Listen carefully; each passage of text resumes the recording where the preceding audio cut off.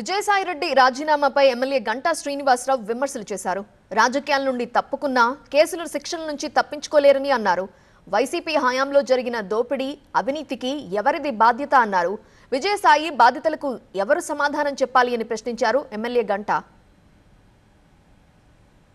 నాకు చంద్రబాబు నాయుడు పైన బాధ లేదు, తెలుగుదేశం పార్టీతో విభేదాలు లేవు, లేకపోతే పవన్ కళ్యాణ్ నాకు చిరకాల మిత్రుడు, లేకపోతే ఇంకొక ఇది లేవు అవి లేవు అని చెప్పని ఈరోజు ఆయన నీతి వాక్యాలు చెప్తూ రాజకీయాలకి బై బై వ్యవసాయం చేసుకుంటారని చెప్పి కూడా చెప్తా ఉన్నారు.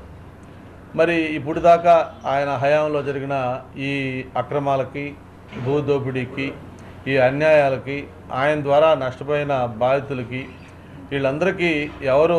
మీరు అడోబ్ ప్రీమియర్ ప్రోలో వీడియో ఎడిటింగ్ నేర్చుకుందాం అనుకుంటున్నారా? అయితే ఫ్రీడమ్ యాప్లో ఉన్నటువంటి ఈ ప్రాక్టికల్ కోర్సుని చూడడానికి ఇప్పుడే ఫ్రీడమ్ యాప్ని డౌన్లోడ్ చేసుకోండి. సమాధానం చెప్పాలి, ఎవరు న్యాయం చేయాలి. ఆయన సింపుల్గా నేను పార్టీకి రాజీనామా చేశాను, అలాగే పదవికి రాజీనామా చేస్తూ ఉన్నాను, వ్యవసాయం చేసుకుంటానంటే ఈ చేసిన ఇవన్నీ కూడా పోతాయా అని చెప్పని కూడా మనం ఒకసారి ఆలోచించాల్సిన అవసరం ఉంది. వైసీపీ మునిగిపోయిన నావా అని ఎప్పుడో చెప్పాను అన్నారు ఎమ్మెల్యే గంటా. వైసీపీ ప్రస్తుత పరిస్థితికి తాజా పరిణామాలే అద్దం పడుతున్నాయన్నారు. ఆ పార్టీలో జగన్ తప్ప ఎవరు మిగలరు అన్నారు ఎమ్మెల్యే గంటా. మరి ఏదైతే విజయసాయిరెడ్డి గారి రాజీనామా మరి వైఎస్ఆర్ పార్టీకి వాళ్ళు స్ట్రాటజీ అనుకుంటారో లేకపోతే ఇంకోటి అనుకుంటారో, బయట రకరకాల దీని మీద రూమర్స్ కూడా వస్తూ ఉన్నాయి.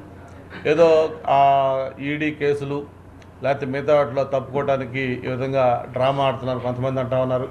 కొంతమంది లేదు, వేరే పొలిటికల్ పార్టీ ఏదైనా చేస్తారని చెప్పి ఒకటి అనుకుంటున్నారు. బట్ ఏది ఏమైనా ఈరోజు వైఎస్ఆర్ పార్టీ యొక్క తాజా పరిస్థితికి విజయసాయిరెడ్డి రాజీనామా ఒక ఉదాహరణ. నేను గతంలో ఏదైతే చెప్పానో అది మునుగుతున్న పడవ కాదు, మునిగిపోయిన పడవని, దానికి ఇది మరో ఉదాహరణ.